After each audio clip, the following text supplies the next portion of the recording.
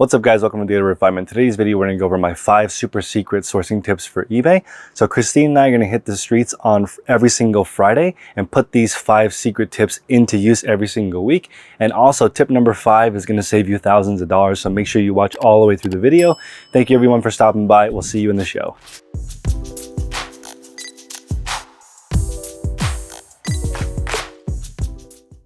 Tip number 1 is determine your profit margin. So this is going to determine where you source, because your profit margin is how much money you want back on your capital. So as an example, let's say you want to double your money with $5. So you buy an item for $5 and you turn it into, let's say you sell something for $20 after your $5 doubles into 10, right? So you can do that pretty much anywhere, thrift stores, garage sales, thrift stores. But if you have a very, very limited budget, I recommend you go for more home runs, because you've got to both grow your capital, your bankroll, so you can buy more items, and you want to grow your store. So I would recommend turning your $5 into, let's say, $20, so quadrupling up on your money. And I'm going to show you guys an example in this. So I pick up everything that's between $5 and $10 profit, and everything more than that. So it's not that easy to find a $20 profit item, and I'm going to give you guys an example of 2 of them right here. But looking through this mountain of items that I handpicked myself, most of them are between $5 and $10 profit, and there's only a few that are over $20 profit. I always use the example of Madewell jeans. So Madewell jeans are easy to find. My buy cost for all this stuff is between $2 and $4, depending on what I pay for it. So it's relatively easy to sell a pair of Madewell jeans for $20 to $25 plus shipping, and I would make a $20 profit on that if my buy cost was $2. So another brand that I talk about on my channel is the brand Beta brand. And this is like a athleisure brand that is dressier, so it looks like dress pants, but it's actually yoga pants. This one also very easy to sell for $25 to $30 plus shipping, even pre-owned. So this is an example of turning $2 into $20. So if you bought 2 pairs for $5 at the Goodwill bins or a garage sale, you could make enough money to buy more inventory and put some money in your pocket. But as you get more capital, you're going to start buying everything that's profitable. So let's say these are silver medal items that make you $20 profit. Gold medal is anything like $50 profit and over. And bronze is like $5 to $10 profit. Most people make millions of dollars just on bronze items only. These are also called bread and butter. So understanding how much money you want to make with the amount of money you have is going to determine where you shop. And that's the most important part, because you're not going to be going to Best Buy doing retail arbitrage if you only have $100. You might need $10,000 to do that type of hustle. So depending on how much money you have, what margins you're trying to get back, that's step number 1 and the most important part of sourcing. Tip number 2 is determine how much time you have. Now this is really critical, because if you can only source Saturday and Sunday, then I would say maybe hit estate sales, garage sales, because those are more popular and only on the weekend. If you are a weekday warrior, let's say you thrift Monday through Friday, I recommend getting a specific route that you go to. Make sure that it's reverse traffic. I made that mistake when I first started. I didn't really map out where I was going, and I wasted a ton of time. I would recommend Monday through Friday going to completely different thrift stores. I know people sometimes hit the same thrift stores over and over again, sometimes up to 5 times in a single day, looking for the replenished items. And when you do that, when you go to the same store more than 1 time a day, you can kind of recognize which are the new items, which are not the new items. You can kind of develop a rapport with the people who work there, and they'll let you know, okay, our new items come in at 1, 3, and 5 o'clock. If you're here at 1, 3, and 5 o'clock, you'll be able to find it. The best thrift stores, in my opinion, do not play favorites. They just let you know when they release the goods. So you have a little bit more information, so you do a little bit better, but they're not really like saving things for people, because in those scenarios, I always find that those managers come and go because they're shady. It's better to just figure out when they put their stuff out and understand. The other method with that would be, you have a route of, let's say, 100 different thrift stores you go to each week. You have 20 Monday, Tuesday, Wednesday, Thursday, Friday, 20 different ones, and you go to a different area. And that's really important, because the better your route is, the more opportunities you are giving yourself to find amazing items. And if you go only once a week, you're giving that shop a whole week to replenish.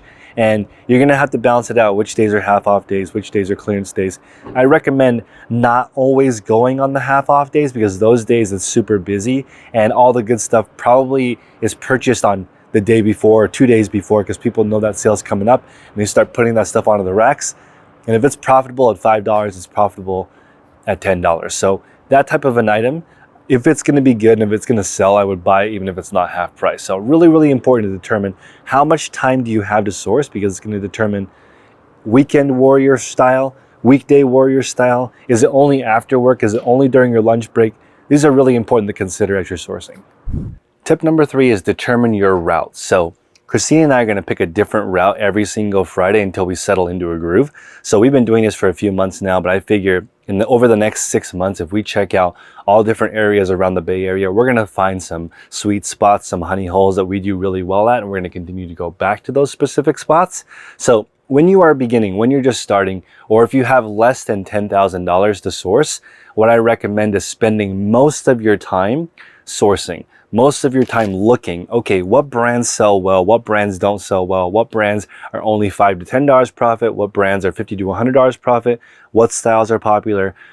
Starting to figure that out means that most of the time when you're sourcing, you're going to be looking at the sold section and figuring out what items are selling for and the sell-through rate. So if an item is not selling through every 90 days, as a beginner, I recommend you don't buy it. I'd rather you have a really small store of things that sell quickly than a big store of items that never sell. That totally kills so many beginners, having large stores of items that don't sell. So if you have less than a $10,000 budget, I actually recommend you spend 99% of your time sourcing.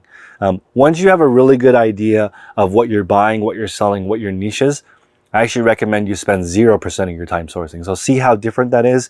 When you really know what you want to buy and what you want to sell, people can shop for you because they're knowing exactly what it is you're looking for. If I say I only want to sell mall brand jeans that sell for between $10 and $20 plus shipping, then anyone can source for me, because as long as the buy cost is low enough, they can just download all the different stores that are in a mall, spend 10 minutes looking it over, and they know all these brands that are in the mall, Chris will buy at X amount. I already have some shoppers doing that because they know exactly which mall brands that I want. So in that scenario, I don't need to source at all. My sourcing time goes to 0. I can get that stuff delivered. And that's the key to hiring a buyer, is really understanding specifically what it is that you're selling.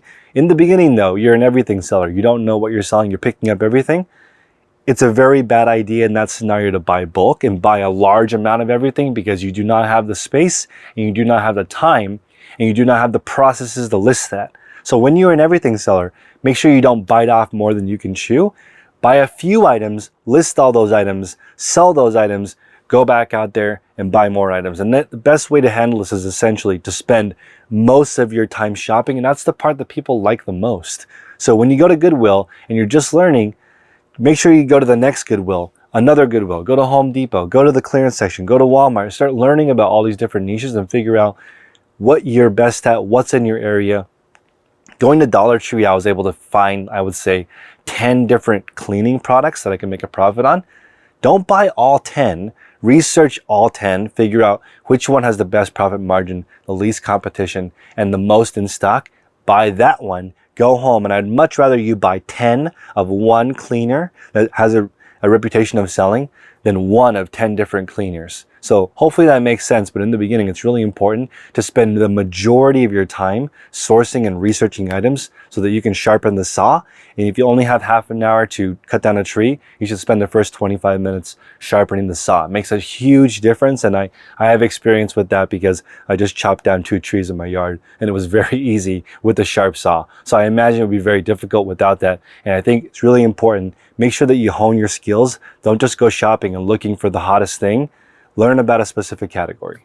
Tip number 4 is set your budget. So when we go out on Fridays, I'm actually going to have 2 different budgets. One is the $10 thrift challenge. So how much money can I make with $10? Essentially, what that gives me is the opportunity to buy 1 or 2 items, most likely. And I'm going to try to go for at least doubling or tripling my money. So turning that 10 into 30 or 40 will be the ideal goal with that. I'm also going to go out with a budget of $10,000, and this is very different. Okay, this is more for people who have a full-time job and want to thrift on the side, or people who want to start a real business and have more capital to start with. So the approach with $10,000 is very different. I'm going to be looking for a 20% return on my money. So spend up to $10,000 in order to make $2,000 profit. I'm looking for items that don't require any cleaning, no testing, no grading, no repairing, items that are ready to go. So essentially I'll spend $10,000, maybe sell it for 14 or 15, get $2,000 after fees. I want to limit my time in the store and buy ideally 10, 15, 20 of the exact same item.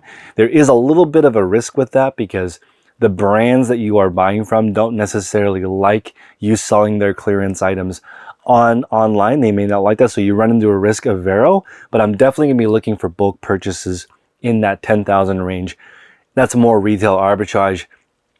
The flip side of it will be turning $10 into as much as possible. So you'll see the great difference between that, because for $10, I might buy something that's broken, stinky, smelly, in just a pile, in a hot mess of garbage on the ground, and turn that into something worth $100 after cleaning, testing, grading, repairing, and then redoing it and making it look nice again. That's the kind of work you need to put in order to make 5, 10, 15, 20 times your money. And the opposite goes, as you start to get more capital, you're going to want to find things that are easier to do, more hands-off, more passive. So you don't have to get your elbows as dirty, but you can get it, still make enough profit by buying enough of it. So volume, smaller margin, or smaller items, put some elbow grease in and make that profit by cleaning the profit or repairing the profit into it. Tip number 5 is the greatest life hack I've ever experienced, and I actually learned about it doing my Resale Nirvana store last summer. So essentially the hack is, when you are broke and you are really busy, that's when you really start to learn how to be resourceful, and that's tip number 5, being resourceful. So when I started the Resale Nirvana store, I did it with no money. So first I had to start with selling stuff around the house, and I wanted to do the challenge in as soon of time as possible. So I was able to build a $1,000 a week income starting from zero in about a month and a half. The first thing I had to do was go around my house and sell all the things that I already owned to get capital to start. So I had to look through all my items on my phone. Does this one sell fast? Does it not sell fast? Is this item even worth anything? There are items like mugs and glasses that were worth nothing. So listing those doesn't matter, and those do not count towards your listing goal. If you list 20 mugs that are unmarked and with no brand, none of those will sell. Even at 99 cents free shipping, no one is looking for that mug and it will not sell. So it teaches you to look through your stuff, figure out what's valuable and what's not. And then after I sold a bunch of my stuff, I had like 20 bucks. So I even sold some books that I bought for my, because we were going through my wife was pregnant, and I bought some books to learn about that. Those books I sold just to get some velocity in my store. I think I sold 5 books and made 80 cents. So did not make a lot of money, but learned how eBay was working with no money, made sure all of those books sold through so I could learn how eBay works. Then I went through the rest of my books, found a couple of books that made a couple dollars profit. I sold all my clothing that I wasn't wearing anymore, made a couple more bucks, and then sold like a pair of shoes. So at that point, I had like maybe $50. So then I went out to the thrift store, flea market, garage sales, looking for the best items I could find that make me the most profit. I got a couple of items out of the trash. I figured out Dollar Tree has all of the items that you need to run an eBay store. You don't need to buy expensive poly mailers. Do not start an Instagram. Don't buy a website. Don't buy an expensive lighting kit. I just took pictures outside in the sun. I'm sorry, outside in the shade. So it was a sunny day. I took pictures in the shade, so the light was a little bit more diffused. Just used my smartphone, listed from my phone, nothing fancy, to get going. So once I turned that $50 into, let's say, $100, I was like, okay, now I need to be really careful. I've got a little bit more cash, so I can go to somewhere like the Goodwill bins or the flea market and get a good amount of items, but I need to make sure that they all sell.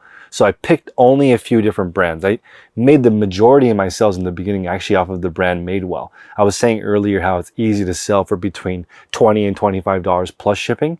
If you are desperate, I would sell for between 15 and 20, and it's gonna move almost instantly. You can sell a Madewell jeans that retails at the store for $235. If you have it on eBay for $15 plus shipping, you'll most likely sell it in one day. You can get that money back, buy a few more jeans. So I did that in the beginning, and that's something that I wish more people knew. If you had a lot of money and you had a lot of time, you become very lazy. You don't think about, is this purchase gonna move me forward? Is this a waste of time or not? At this point, I'm so busy. When I was running that store, my wife was pregnant. I had 3 different businesses. And I was just like, I added this challenge on top of that. I had no time to mess around. I built that store to a full-time income in like 1 hour a day. Every single minute was laser focused on the goal of, I need to list around 1,500 items. 500 of those items need to sell each month at $10 profit. That is the proverbial 1/3 sell-through rate, $1,000 per week income. Happened for me around 1,200, 1,300 items. And in the beginning, I was selling way more than 1% of my items. So every 100 items I was listing, I was selling like 7 or 8 the first day because I was just pricing everything to move and only picking specific items. So that type of a store is hard to maintain because it's difficult to find only those items. That's why when you see bigger stores, usually they have sometimes questionable items or lower bronze $5 to $10 profit items. That's all the money being $5 to $10. And if they accept a low offer, sometimes they only make $0 to $5 profit. So it's really important to understand being resourceful is the key to blowing this up, because even now running a big store, I still watch every single expense because it can really add up. If I make a mistake here or there, pay somebody too much money, pay too much for an inventory item, pay too much for rent, I'm quickly going from a profitable business down to something that's not profitable. So it's important to understand every single expense. I appreciate you guys. Until next time, make progress daily.